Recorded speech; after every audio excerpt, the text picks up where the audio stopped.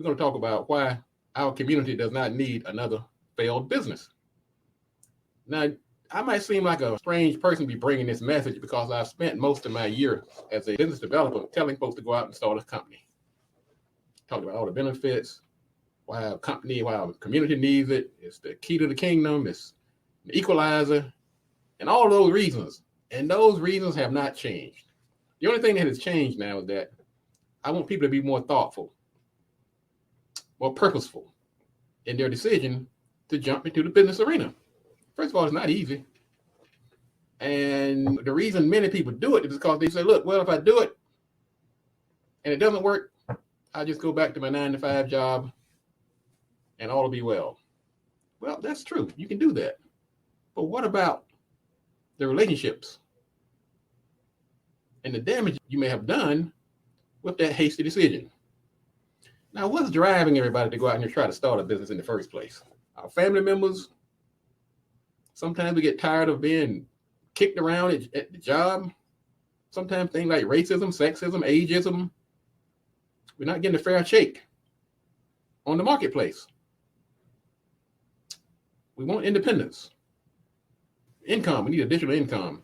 Sometimes it's just plain old misinformation that starting a business is easy and that it's victimless if we fail.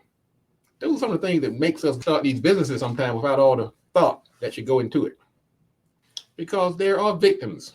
There are people that are hurt sometimes by your decision to jump into business and jump out without the proper thought, before and after thought. We start out, we call these people your stakeholders. We start out with the clients themselves. I can't enumerate the number of times that I've seen people go into business and they built a client list. And sometimes that client list came at the expense of moving that business from an existing company to your company. In other words, I took my money out of this bank to put in your bank because you convinced me that this was a better choice. I took my hosting off this company and put it on yours because you convinced me you were a better choice. I got rid of this gardener. I got rid of this accountant because you convinced me that you were more professional, that you were a better fit for my company. So I've switched all of my accounts. I've moved my information. And then 6 months later, you're gone. Now I've got to go back and do that all over again. I burn the bridge sometimes in the process. I can't go back to the company I just left, so now I'm out here looking for another company. Sometimes people do go back to the company they left. They realize they made a mistake. Happens all the time. I can't tell you how many times people have come back to me after they left, went somewhere else. Somebody waved a shiny object in front of them. One of these fly-by-night companies, they didn't last 3, 4, 5 months. They come back, the tail between their legs. I didn't know that company was this, or I didn't know. I thought they were. In other words, my point is there are victims to this decision. So your customers and your clients, that's the number one victim. The other victim is your staff. You go out here and hire people. You promise them the moon and the stars. Leave that company, come work for me. And some did. They see this new startup company, sharp young lady or man running it, wave a nice salary in front of you. So you left that secure company to come work for this startup. You close up shop. Now they're back on the marketplace without a job. Community. You open that grocery store. You open that restaurant. When you did that, you blocked out another competition. Because sometimes there's a bidding going on. Sometimes there's only room for one. You decide to close up. Now there's the vacuum. Partners. You're forging these partnerships. You're hitching your wagon to some reputable company to give yourself legitimacy. They're beating your drum for you. They've hitched their wagon to yours. You go out here, you blow it, it puts a stain on them as well. Don't even talk about investors. That's obvious. It costs money. And then there's if in our community specifically, you go out here and blow it, and the next person that comes along that looks like you is going to have a harder time. You're dealing with people's personal information, their databases, their customer lists, their goodwill. So this decision to hastily start a business and then fold up is not a victimless crime. You can't just say, look, oh, well, I tried. Now I'm go back to bed and go to sleep and sleep like a baby when you left a trail of destruction in your wake. This is not to scare you or to make you feel bad. I'm just saying, think this through and do it the right way. There's an old saying, an ounce of prevention is worth a pound of cure. I can't solve your business problems a day or in a 1 hour show or on 100 1 hour shows. But what I can do is equip you, tell you some basic, some foundational things that you can do to make sure you're not starting a business that has no chance of succeeding. And if you like many, you did everything right. Sometimes it's circumstances beyond your control. How do you get out of it? Well, first of all, it's plan. So get a marketing plan, business plan. At the very minimum, do a SWOT analysis. Strengths, weaknesses, opportunities, and threats. You need to know what your strengths are, what the opportunities are. What are your weaknesses? And what are the threats on the horizon before you decide to start a business? Continue to educate yourself. What was good for, in some of these instances, what was good for last month is not good 6 months down the road. You have to constantly stay on top of your game and the industry. What's going on in that industry? Particularly in this era in which we live right now.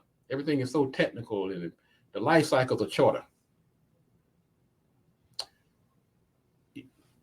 Do an examination of your mindset. If you still feel like you need that Mercedes, that Jaguar, when you're trying to start a business and you're just trying to get off the ground and that's your priority, you feel like you need to take a trip every month, that's your priority when you're trying to start a business, you are digging your own grave, I'm telling you. Even if you can afford it, because there is this cycle that businesses go through. Introduction, growth, maturity, decline. You may be in an industry that has a growth. Things are really booming. That can end. That can fly away like a thief in the night. So you need a mindset that says, I have to understand that being in business is tough. There's going to be good days and bad days. And just because I had a good week or a good month or a good year, I can't go out here and load up on luxury cars and other trappings. So it's a mindset that's going to prepare you. You have to understand marketing. Marketing is not just about advertising. Marketing is about understanding the marketplace, understanding your audience, understanding your location, distribution channels, consumer adoption processes, life cycles, KPIs, the marketing metrics. You have to understand marketing. If you don't understand it, you better get somebody who does. Otherwise, you're going to be one of these companies that we're talking about. And you got to have a mission and a purpose too. Money is good, but you need more than that. You need to be grounded in something. You need money, but you need a purpose too. And I don't want to minimize the money part. Let me jump on that. Many people that have come to me over the years seeking to start a business, they were bootstrapping it. They had very little money, but they had a lot of grit, a lot of willpower, a lot of energy. They had big supporters, but they were less moral support. You have to be able to fund those aspirations. This is one place where the wish factor is just not enough. I'm not saying you need a big $1 million investor. If you have a stock portfolio, you can get money against that stock. You can do a HELOC. There are ways to get money, but you must be able to fund these aspirations. You can't just say, I'm going to go out here and make it as I go, because some things require upfront capital investments, things like inventory. If you're an author, you got to buy the books. You can't just say, I'm going to buy one book on the book that I just sold. You have to be able to invest in things like inventory and technology and people, location. That is not a pay-as-you-go option. You need some money. And that's where your plan will come in too. Your business plan with a projection will tell you how much money you need. And back to our purpose. It's got to be something greater than making money. Because what's going to happen, you're going to have those bumps in the road, those difficult days, those difficult months. And you're going to be one of those people that's going to be tempted to throw in the towel. Everybody else be damned. So what? I'm going to throw some people out of work. I'm going to burn some bridges and relationships. I've taken people's word. I've made promises that I'm not going to keep.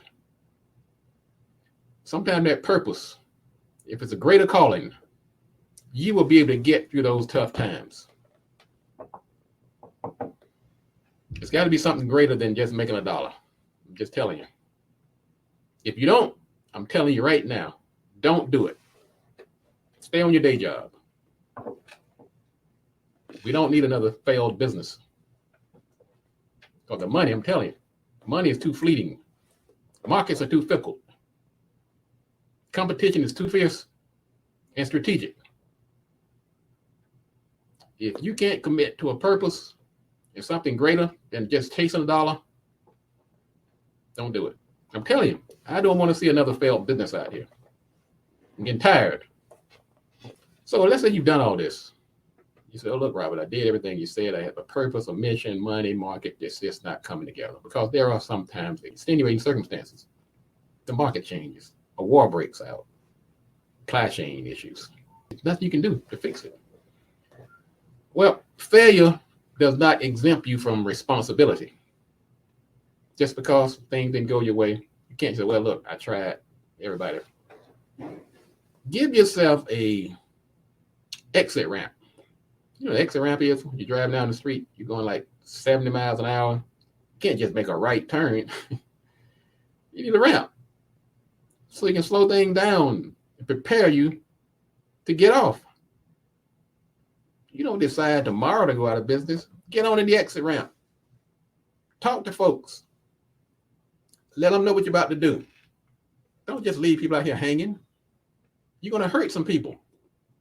Do the responsible thing, because your reputation has to survive this setback. I know sometimes when we close a business, we feel like it's the end of the world, but it's not. You can come back. You can come back stronger, but it depends on how you left.